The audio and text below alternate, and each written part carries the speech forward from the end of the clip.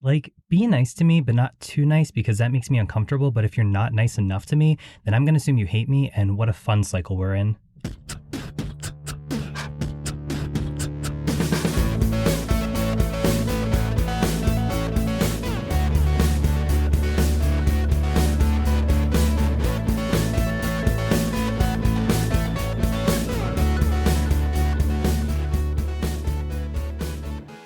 Hello, my LGBTQTs,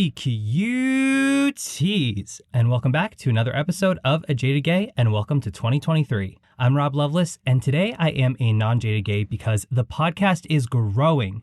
Literally, I'm in shock. So this is a little bit of late news. For starters, back in December, the week of December 7th, A Jaded Gay on Apple Podcast sexuality charts was number 10 in the UK, which was huge for me. Also, I was checking and the show has more than 170 followers. And according to my Spotify Wrapped, apparently A Jaded Gay was in the top 10% most shared globally. So I cannot believe it. And thank you for everyone who's been following the show, who's been engaging with it online and has been sharing it with your friends. When I started this less than a year ago, I was obviously hoping it would be successful, but I never expected to get this kind of engagement this early on. So I really appreciate it. And I'm excited to say that the podcast is continuing to grow. So a few new things for 2023, which I'm very excited about. For starters, we are on YouTube and SoundCloud. You could check it out, A Jaded Gay Pod. I like to keep it consistent across all the handles.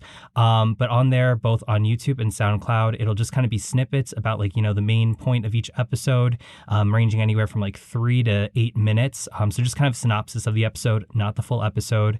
But on YouTube, you get some fun little, graphics there too. And additionally, I'm excited to announce that I have started a Patreon. So full disclosure, this is an indie podcast. I pay for everything. So I decided to create a Patreon to see if anybody was interested in donating to the show to help offset some of those costs. Additionally, there's things I'd like to do in the future, like maybe do more video or get better equipment. But obviously that costs money. So any donation you could put forward would be great.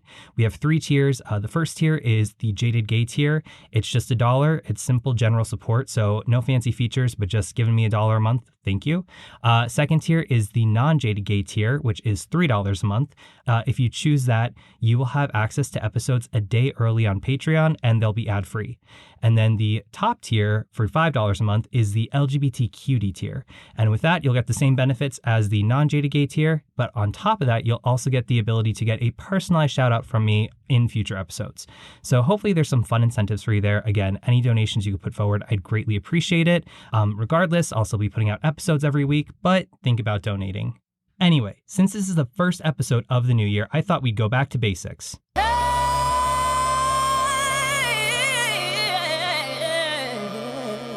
Hope you like the reference. If you know, you know. And I debated trying to belt that one out for you, but I figured, let's start off the new year on the right foot and not alienate all my listeners because nobody wants to hear that. But yes, back to basics. So at the start of the new year, people might feel like it's a fresh start and they may be thinking they want to dip their toes back into the dating pool. But like we talked about last week, if we aren't addressing and resolving issues from the past, then we're just going to carry that negativity with us going forward.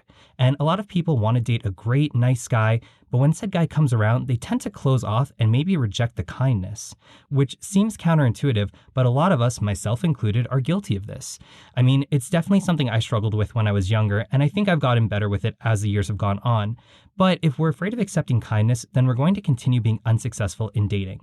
So in this episode, we're going to address why some guys are uncomfortable with this and how we can learn to accept kindness. But first, tarot time. And for this episode, it's going to be a little different since it is the start of 2023. Instead of drawing a card, I am going to pull the card for 2023. So if we add up all the numbers, 2 plus 0 plus 2 plus 3, we get 7. And that is the Chariot. So this card, I'd like it to kind of be representative for us going forward for what the year will be. And really, this card is tied to just taking inspired action and momentum going forward. And in numerology, the number 7 is tied to personal growth, planning, assessing, and it's kind of like the transformation number within the tarot. I feel like we're getting ready to evolve. And in astrology, it's tied to Cancer, which is very nurturing and protective and intuitive. So when we get this card, it's indicating that we're about to take the first steps of a journey. So maybe it's literal, we're going somewhere. Maybe it's just, our career goals going forward, relationship goals, whatever it is, we're getting ready to move forward on some kind of life journey. But what's really important to note is that we're not rushing forward into this. The Chariot card isn't showing that we're racing right through this relationship. It's indicating that we're taking those first steps of the journey. So we're at the very beginning of this kind of the planning preparation phase. And so instead of just kind of sprinting into motion, this card's asking us to have clear intention, set our goals, be focused, and create a plan of what we want to achieve and how we're going to do that. It's a sign of willpower, determination, and strength, and it's really calling us to be courageous and not be afraid. Let's let go of those inhibitions. Trust our instincts, trust our intuition. We have to take the path forward that's best for us, but we can't just jump into it and race ahead and hope for the best results. We need a plan, we need to prepare, and we need to take action. So with that in mind, going back to accepting kindness for today's episode, this is really kind of like the building block for hopefully the year. We're going to learn how to accept kindness into ourselves, whether it's through, relationships with family members, coworkers, romantic relationships, but really let's start with this and really build upon it. This is our first step into creating a healthier, kinder year for ourselves. So without further ado, let's get into the topic. We've been taught to be kind to others. We've seen the Disney movies and rom-coms with the big romantic gestures.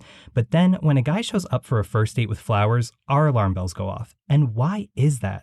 Well, I'm sure you know the answer. Say it with me. Trauma. I'm going to start off with an excerpt from an article published in The Conversation titled, "Trauma Makes Us Shun Kindness When We Need It the Most." It seems intuitive that many of us would fear and avoid emotions such as anger and anxiety, but some people fear positive emotions such as happiness and contentment, and of accepting the compassion, kindness, and support of others. If you grow up in an environment characterized by threat, for example, allowing yourself to experience or trust these feelings means letting your guard down and being caught out.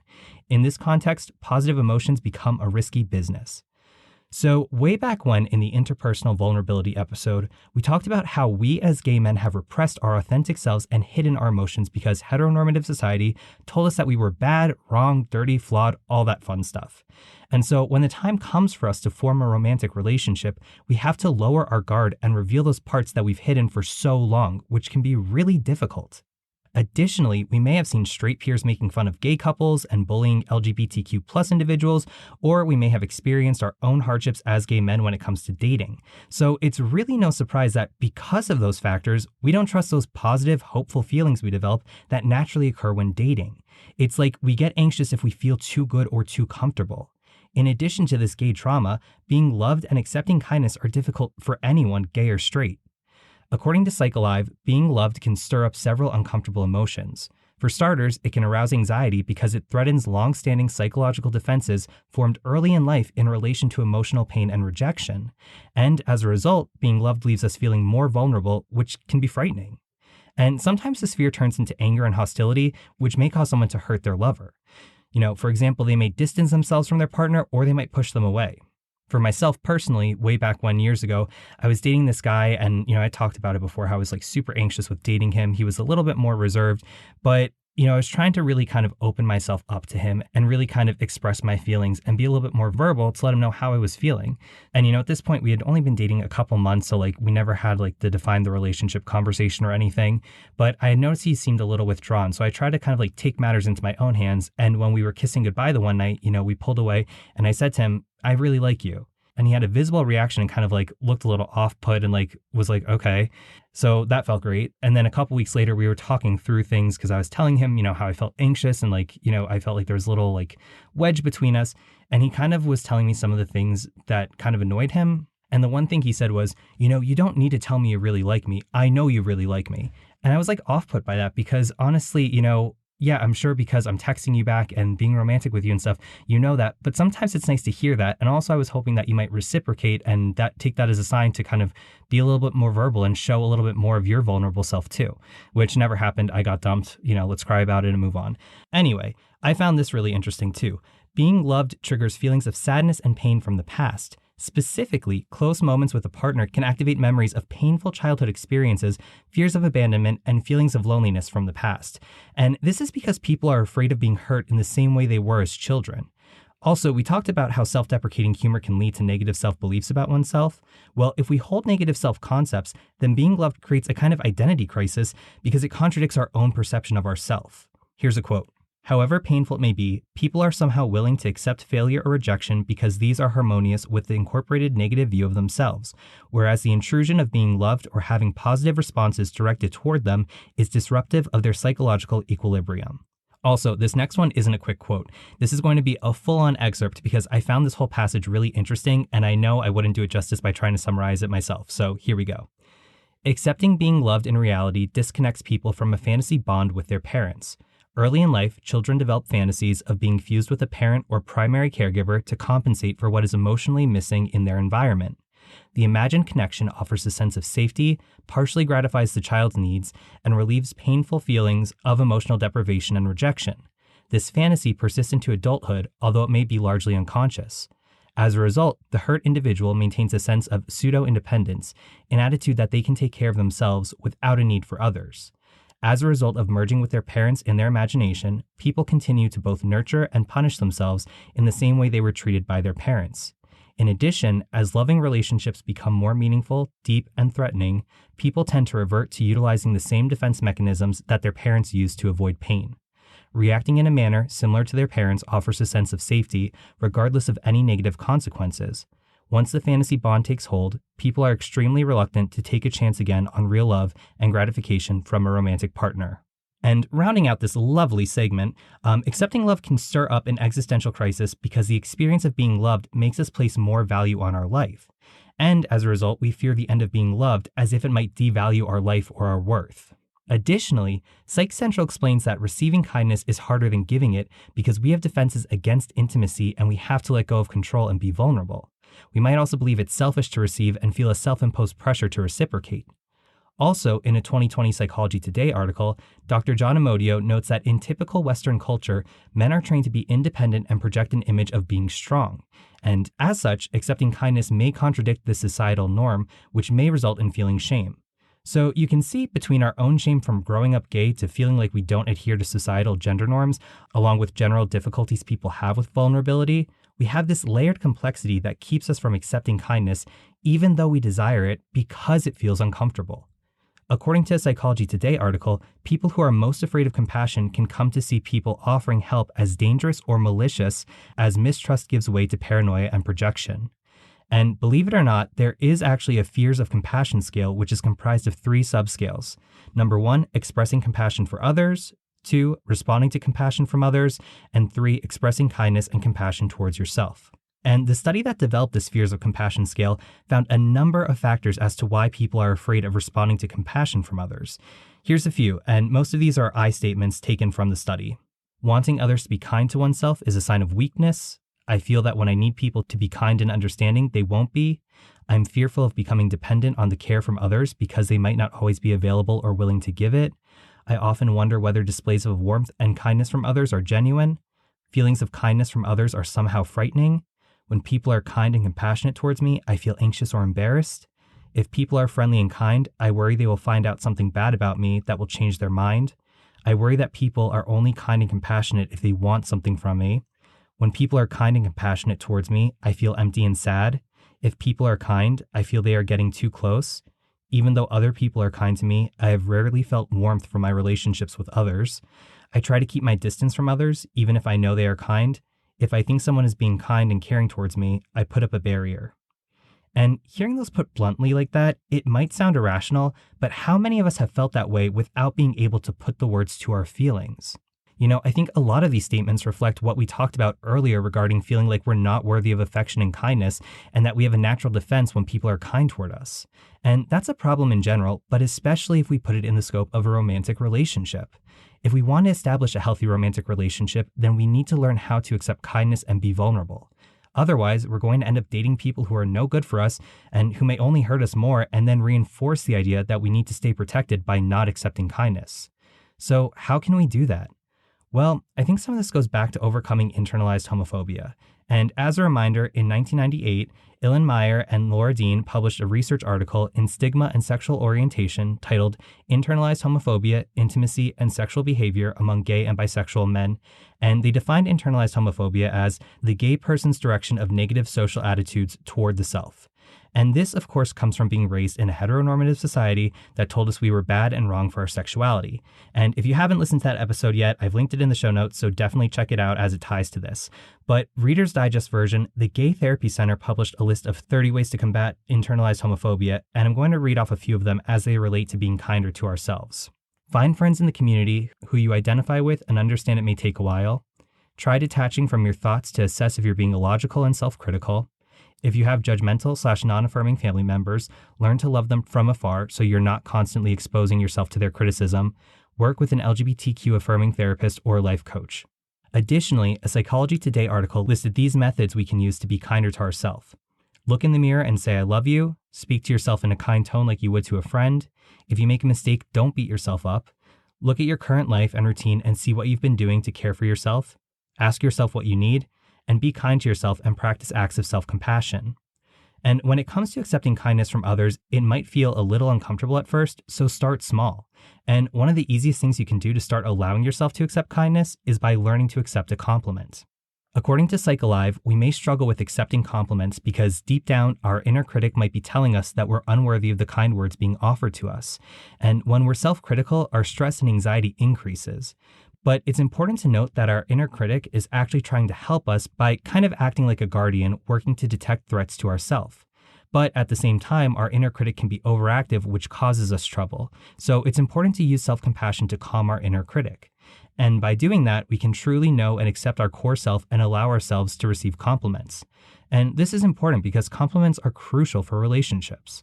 According to the article, it is a way of deepening a loving bond with your partner and can also support the process of healing from trauma. Additionally, a 2015 Rookie magazine article titled How to Accept Kindness states that real compliments come with no strings attached. The person giving them wants nothing from you. Take the kind remarks at face value without assuming there's an ulterior motive. And keep this in mind, if you constantly reject people's compliments, your brain is going to start automatically coming up with excuses as to why you can't possibly accept kindness, because that's the pattern you're training it to follow. And to close this episode off on a positive note, I'm going to read a really powerful excerpt from a 2017 Yahoo article about how accepting kindness doesn't make you selfish. I'd measured kindness like money or a commodity or a service, something to be earned, paid for, and reciprocated. But therein lies my challenge. Kindness is not money or a commodity or a service. It is love, and to bestow it requires no more than that. There is no pre-qualifying application to decide who is and isn't worthy of receiving it, nor is there a running tally of who is the most kind. We are all worthy of kindness by our mere humanity, myself included. I used to think that I had to be someone's best friend or in dire straits to deserve kindness. Either I earned it or I needed it. To discourage or deflect acts of kindness in a world so hungry for love would be a sin. Instead of saying, you really shouldn't have, when a friend gives me a birthday gift, all I need to say is, thank you, and be grateful. There's joy in giving, but I finally discovered the joy in receiving. So, like I said at the top of the episode, I think this is really important for us to focus on, work on, and incorporate in our daily lives for the year ahead and beyond, because really this is kind of like the fundamental building block. We need to learn to accept kindness if we want to form lasting relationships. And again, not purely romantic, but, just deeper relationships with our family and friends. But especially in the scope of a romantic relationship, we need to learn to accept kindness and not be distrusting of others unless they've given us a reason not to trust them. We can't let ghosts from the past haunt us in the moment and keep us from building a future with someone going forward. And tying it to the chariot, we're at the beginning of a new journey, literally the beginning of a new year, but a new path forward. So what are you wanting to achieve this year, either personally, professionally, maybe romantically? This is where we start out, and this is where we're taking the first steps. And by allowing ourselves to accept kindness, that's really kind of giving us that first little push forward so we can step out into the world and begin this journey for the year ahead. So once you're done listening to this, I hope you're all going to start working on practicing self-compassion and being a little bit kinder to yourself, being a little kinder to everyone else. We can use more kindness in the world. But most importantly, I hope you found this uplifting and you're excited and ready for the year ahead. And quick butt plug, like I said at the beginning of the episode, I did set up the Patreon. Please, if you're able to, I'd really appreciate if you could donate at any tier, again, as low as $1 a month or as high as $5 a month. Anyway, thank you all for listening. Please remember to rate, review, and subscribe, 5 stars only. Be sure to share the podcast with your friends. If you have any feedback or questions, you can reach out to me, rob@ajadedgay.com. You can follow the podcast on Instagram, TikTok, SoundCloud, YouTube @ajadedgaypod. You can also become a monthly donor on Patreon @ajadedgaypod. And remember, every day is all we have, so you got to make your own happiness. Bye!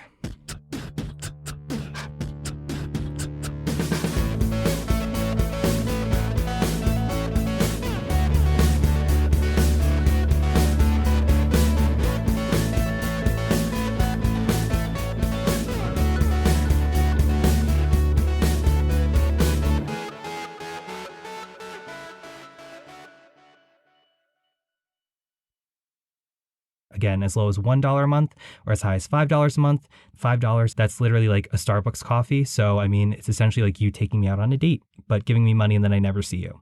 which honestly doesn't sound so bad given my past dating.